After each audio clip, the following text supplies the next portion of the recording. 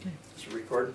Okay, this will be chapter 2, but I wanted to mention just some interesting things that these things have amazed me. The first one is, this was years ago when University of Houston invented the veer offense. And they were in this kind of a formation here like this. And they led the nation in offense by a whole lot, and just nobody could stop it because they had not seen it before, and it was a great offense. But the thing that amazed me is they went the whole year in right formation, and if this were the field and they happened to be in this hash mark, then they were running their offense with the wide side of the field out here. If they happened to be on this hash mark, they would run their offense with the wide side of the field being over here. Now, so they never flip-flopped any. All they did was just line up in right formation, and they ran their offense. And of course, the defense had the defense strength of formation here and strength of formation here, and they had the defense field over here. So I thought that was it's just an interesting thing to know that that occurred. Now the second thing, I was at a clinic, and the clinic speaker was the offensive line coach for the Green Bay Packers, and his clinic talk was on 34.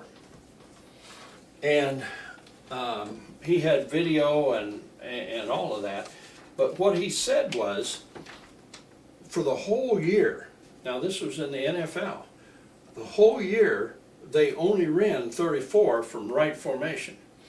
And he went ahead and he said, the reason for that is, he said, we see so many different defenses and everything.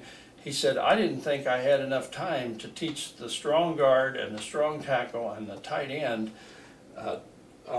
to block the strong side, and these guys pull. And then if we'd have been in left formation over here, they weren't flip-flopping the line.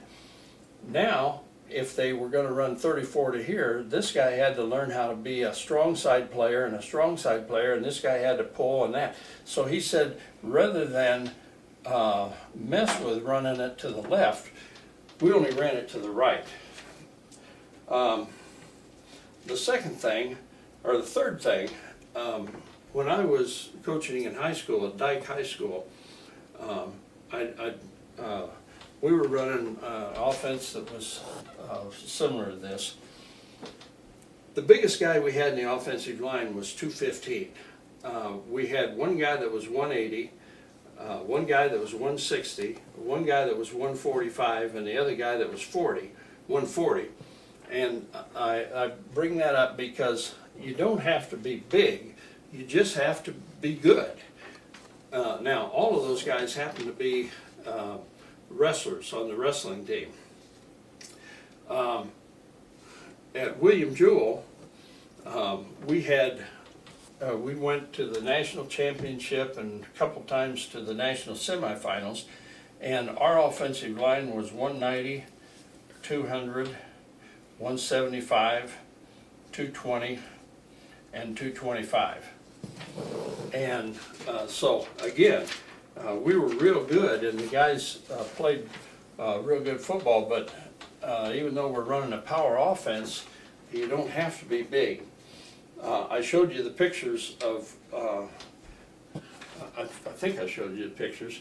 If not, these were, I think I've already showed you the picture of one of my pulling guards and one of my pulling guards here, and you know, they're just shorter than me.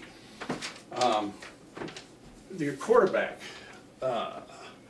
Drew Brees, is 6 foot 209 for the New Orleans Saints, and Russell Wilson is 5'11", 206.